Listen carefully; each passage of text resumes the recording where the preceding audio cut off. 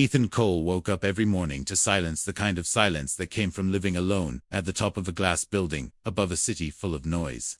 He was one of the youngest CEOs in the country. His company employed thousands. His name appeared in magazines and business news, yet every morning he ate breakfast alone, and every night he returned to an empty home. People around him believed he had everything, but Ethan knew the truth. Money could buy comfort, but it could not buy warmth. His parents had died years ago. His work had consumed his youth.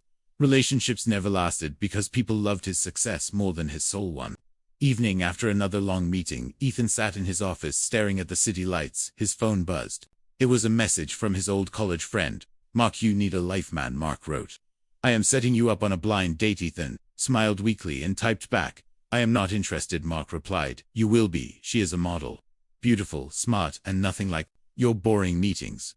Hesitated. He did not believe in fairy tales, but he was tired of loneliness. Finally, he agreed. Just one dinner. He told himself the restaurant Mark chose was expensive and elegant, the kind of place where wealth spoke louder than words. Ethan arrived early, wearing a simple black suit. He did not want attention. He sat near the window checking his watch. Then the door opened. A woman walked in slowly. She looked around nervously, as if unsure she belonged there. She wore a plain blue dress, slightly faded. Her shoes were old, but clean. Her hair was tied back simply.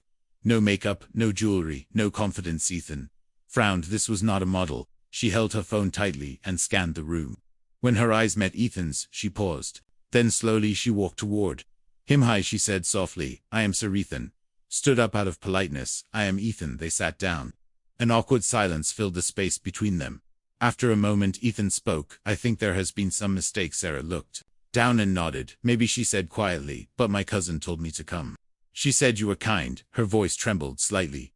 "If you want to leave, I understand," she added. "I almost left too." Something about her honesty stopped Ethan. He looked at her closely. Her eyes carried exhaustion, but also strength. "No," he said, "let us eat. We are already here." Relief washed over her face. They ordered food. Simple food. Sarah chose the cheapest item on the menu. Ethan noticed as they talked. Ethan learned Sarah was a single mother. Her husband had died in a factory accident 5 years ago. Since then, she worked 2 jobs, one during the day as a waitress, another at night cleaning offices. "I do not usually go on dates," she admitted. "I barely have time." Ethan asked about her child. "A son," she smiled. 6 years old. His name is Noah. He loves drawing. He says he will build me a big house one day. Her smile faded slightly. "I just want him to have a better life." Ethan listened. He was not used to listening without interrupting, without checking his phone, without thinking of the next meeting. For the first time in years, dinner felt real. When the bill came, Sarah immediately reached for her bag. "I can pay my part," she said quickly. Ethan gently stopped her. "It is okay outside the restaurant." The cold air hit them. Sarah wrapped her arms around herself. "Thank you," she said. "I thought you would leave when you saw me." Ethan answered honestly. "I thought about it." She smiled sadly. "At least you stayed that night." Ethan returned to his penthouse, but it felt colder than usual. He could not stop thinking about Sarah, her voice, her honesty, the way she spoke about her Sundays past. He tried to focus on work, but found himself distracted. Finally, he sent her a message asking if she would like to meet again. She replied after hours, "I would like that, but only something simple." They met at a small park. No expensive food, no fancy lights, just walking and talking. Sarah brought Noah along. The boy was shy at first, but warmed up quickly when Ethan praised his drawings. From that day, things changed. Then began to see life differently. He started enjoying small moments, coffee from street shops, walks in the evening, laughter that did not come from forced smiles. Sarah never asked about his job. She never asked about money. She treated him like a normal man. One evening, Ethan invited her to dinner at his place. She hesitated. "My clothes are simple," she said. "So is my house," he replied. She laughed softly. When she arrived, she was surprised by the view, the height, the quiet luxury. She looked uncomfortably. "Live alone here?" she asked. Ethan replied. "It feels empty," she said without judgment. Just truth. Her words hit him harder than any insult. Its days turned into weeks. Ethan realized he was falling in love, not with beauty or status, but with warmth, with honesty, with a woman who had nothing yet gave everything. But Sarah still did not know the truth. She did not know he was a CEO, a billionaire, a man whose name controlled companies and markets. Ethan was afraid that once she knew, everything would change. One night, Sarah received a call from her landlord. She turned pale. "He wants us out by the end of the month," she whispered. Ethan felt anger rise. "Why?" "He says he found someone who can pay more." Tried to smile, but her eyes filled with tears. "I will figure something out." That night, Ethan made a decision that would change everything, but he had no idea how. Sarah would react once the truth came out, and whether love built on simplicity could survive the weight of reality. The next morning, Sarah woke up before sunrise, her mind heavy with worry. She sat beside Noah as he slept, watching his chest rise and fall. She wondered where they would go if the landlord truly forced them out. She had no savings, only strength and hope. Ethan did not sleep that night either. His thoughts circled around one truth: he could no longer escape. Sarah deserved honesty.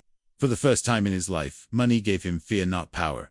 That evening, Ethan went to see Sarah. He found her at work wiping tables, her smile tired but still kind. When she saw him, she felt comfort, without knowing why. They walked together after her shift.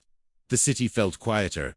"I need to tell you something," Ethan said slowly. Sarah looked at him, sensing the weight in his voice. "I have not been honest with you."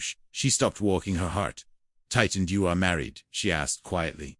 "No," Ethan said quickly. "Nothing like that then." What? He took a breath. "I am not just an office worker. I am the CEO of Coal Technology." Stared at him. The words did not settle. "The CEO," she repeated. "Yes." She laughed once softly, then stopped. "You were joking." "I wish I was." Silence fell between them. "You live in that building, you drive that car, all this time?" Yes. Tears filled her eyes, not of joy. She asked, "Why hide it?" "Because I was afraid," Ethan said. "I was afraid you would see my money before you saw." Mesh shook her head. "I never asked. I never cared. But now you know," he said. "She turned away all my life," she said. "People have looked down on me, or looked through me. I did not want to be someone's charity." "You are not," Ethan said firmly. She faced him again. "You could have fixed my problems with one phone, Callie. Did not want to control your life." She was quiet for a long time. "I need time," she finally said. Days passed with no messages. Ethan respected her space, though every hour felt heavy. Sarah struggled inside. She felt hurt, but also confused. Ethan had been kind, patient, present. Nothing about him had been false, except his silence one evening. Noah asked why Uncle Ethan had not visited. Sarah hugged him tightly the next day. Sarah went to the bakery near her apartment. She stared through the glass, imagining herself inside, smelling bread, serving smiles. That night, she made a decision. She called Ethan. "Meet me tomorrow," she said. When they met, she looked stronger. "I am not angry anymore," she said, "but I need one thing." "Anything," Ethan replied. "Do not save me. Let me stand beside you, not behind you." Ethan nodded. "I promise." Weeks later, Ethan helped quietly. Not with gifts, but with guidance. He helped her find a small space for rent. He connected her with suppliers, never revealing his name. Sarah worked endlessly, baking, cleaning, learning, failing, trying.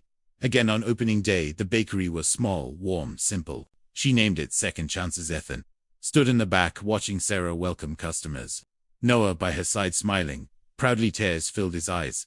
Months passed. The bakery grew popular. People loved Sarah's warmth more than the bread. One evening, Ethan invited Sarah to an event. She hesitated. "Is important," he said at the event. Powerful people filled the room.